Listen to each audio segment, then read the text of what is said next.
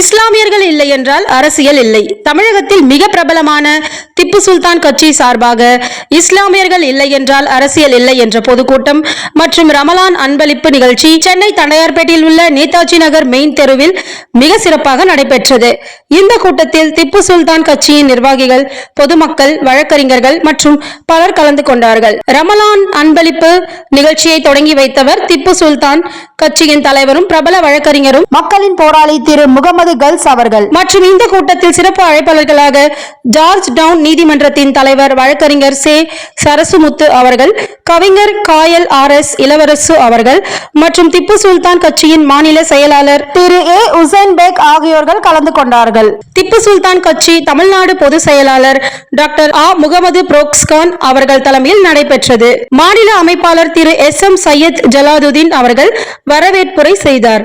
ராயபுரம் தொகுதி அமைப்பாளர் திரு R சைபுதீன் அவர்கள் கிராத் செய்தார். இந்த நிகழ்ச்சியை முன்னிலை நடத்தியவர்கள் திரு SP அக்பர் அலி அவர்கள், திரு SP ஏசுதாஸ் அவர்கள், திரு KSVA யூசப் அவர்கள், திரு KSVA அசரப் அலி அவர்கள், திரு A ஆறுமுகம் அவர்கள், திரு S பாலாஜி அவர்கள், திரு A அன்சாரி அவர்கள், திரு A அபிதீன் அவர்கள், திரு S பொன்ராஜ் அவர்கள், திரு KA சையது அகமது அவர்கள், திரு AK சம்சுதீன் அவர்கள், திரு தாஸ் அவர்கள் மற்றும் சட்டக்கல்லூரி மாணவர் அணி அமைப்பாளர் திரு H ஹமீத் பேக் அவர்கள்.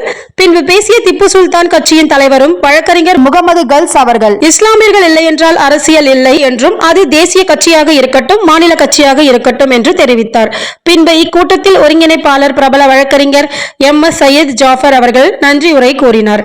அதைத் தொடர்ந்து பொதுமக்களுக்கு ரமலான் அன்பளிப்பு நலத்திட்டங்கள் வழங்கப்பட்டன.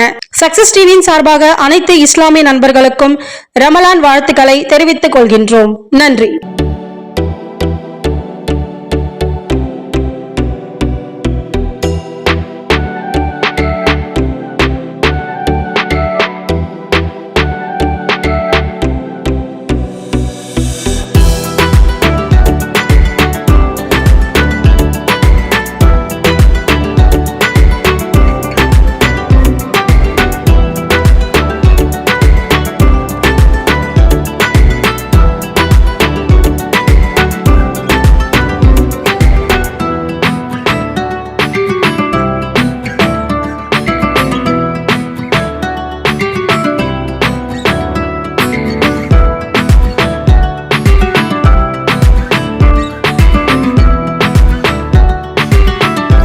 இன்று திப்பு சுல்தான் கட்சியின் சார்பாக ரமலான் சிறப்பு நிகழ்ச்சியாக ஏழை எளிய மக்களுக்கு நலத்திட்ட உதவிகள் வழங்குவது மற்றும் இஸ்லாமிய அரசியல், இஸ்லாமியர்கள் இல்லாமல் அரசியல் என்ற பொதுக்கூட்டம் நடத்தப்பட்டது. இந்த பொதுக்கூட்டத்தில் பெருந்திரளான மக்கள் கலந்து கொண்டனர்.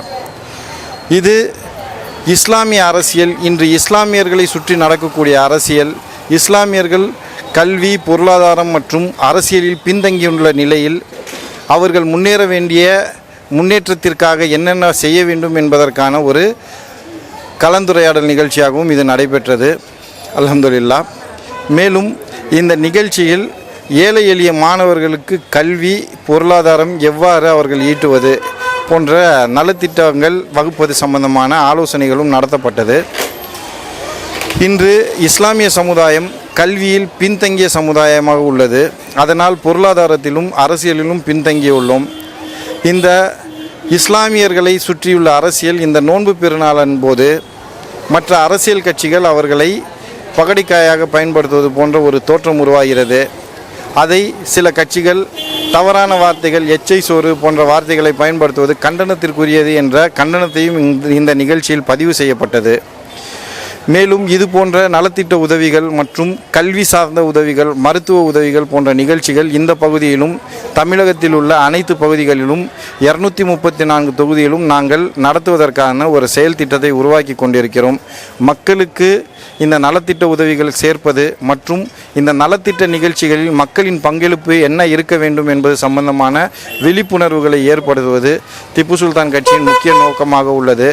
அரசியல் மட்டுமல்ல, நாம் அனைத்து விதத்திலும் எவ்வாறு முன்னேறுவது என்பதுதான் திப்பு சுல்தான் கட்சியின் கொள்கை விளக்கமாக உள்ளது. சமூக ஒற்றுமை, பொருளாதார முன்னேற்றம் மற்றும் அரசியலில் நமக்கு சம பங்களிப்பு போன்ற கொள்கைகளை முன்னிறுத்தி திப்பு சுல்தான் கட்சி செயல்பட்டு கொண்டிருக்கிறது. இனி வருங்காலங்களிலும் செயல்படும் என்பதை இதன் மூலம் நாங்கள் தெரிவித்துக் கொள்கிறோம். சார், இப்போ தமிழகத்தில் மிக பரபரப்பான விஷயங்கள் வந்து பார்த்தீங்கன்னா, வருகின்ற சட்டமன்ற தேர்தல் 2026 திப்பு சுல்தான் கட்சி யாரோட கூட்டணி போகும்? உங்களோட கொள்கை என்ன? அதாவது நாங்கள் எங்களுடைய கட்சி கொள்கை அப்படின்னு சொல்லி பார்த்தீங்கன்னா, சமமான அரசியல் பங்களிப்பு, அனைத்து சமுதாயத்தை சேர்ந்தவர்களுக்கும் சமமான பங்களிப்பு இருக்க வேண்டும். பொருளாதாரத்தில் முன்னேறியவர்கள், பணம் அதிகமாக வைத்திருப்பவர்கள் மட்டுமே இன்று அரசியலில் வரக்கூடிய ஒரு சூழ்நிலை உள்ளது. திப்பு சுல்தான் கட்சி 234 தொகுதிகளிலும் போட்டியிடுவது என்று முடிவு செய்துள்ளது. சரியான ஒரு கூட்டணி அமையும் பட்சத்தில் அந்த கூட்டணி சரியான விகிதாச்சாரத்தில் அனைவருக்கும் பங்களிப்பு தரும் என்ற ஒரு உத்தரவாதம் வழங்கினால் அவர்களுடன் கூட்டணி அமைப்பது அல்லது ஆதரவு தெரிவிப்பதும் நாங்கள் தயாராக உள்ளோம். கடந்த கால தேர்தலை சந்தித்த தருணம் மற்றும் எந்த மாதிரி வேட்பாளரை உங்கள் கட்சி தேர்ந்தெடுப்பீங்க? அதாவது பார்த்தீங்கன்னா, திப்பு சுல்தான் கட்சியானது 2019 ஆண்டு பதிவு செய்யப்பட்ட கட்சி. இந்த கட்சி பதிவு செய்த காலத்திலேயே உடனடியாக மகாராஷ்டிரா மாநிலத்தில் நடைபெற்ற தேர்தலிலும் 2010 பிப்ரவரியில் நடைபெற்ற டெல்லி தேர்தலிலும் போட்டியிட்டோம். அதன் பின்பாக தொடர்ந்து தமிழகத்தில் 7 சட்டமன்ற தொகுதிகளில் நாங்கள் போட்டியிட்டோம். அனைத்து தொகுதிகளிலும் ஒரு கௌரவமான ஓட்டு தான் வாங்கியிருக்கோம். நாங்கள் யாருக்கும் எந்த விதத்திலையும் பணத்தை செலவு பண்ணவே இல்லை. அரசு எவ்வாறு தேர்தலை சந்திக்க வேண்டும் என்று வழிமுறைகளை வகுத்துள்ளதோ அதன்படி தான் நாங்கள் தேர்தலை சந்தித்தோம். ஒரு நல்ல ஓட்டு வாங்கணும். இப்போவும் பார்த்திங்கன்னா பாராளுமன்ற தேர்தலையும் பார்த்திங்கன்னா மத்திய சென்னை தொகுதியில் போட்டியிட்டோம். நாங்கள் 5வது இடத்தில் வந்தோம் திப்பு சுல்தான் கட்சி அப்படின்றது நாங்கள் பெருமையாக இந்த இடத்துல பதிவு செஞ்சுக்கிறோம்.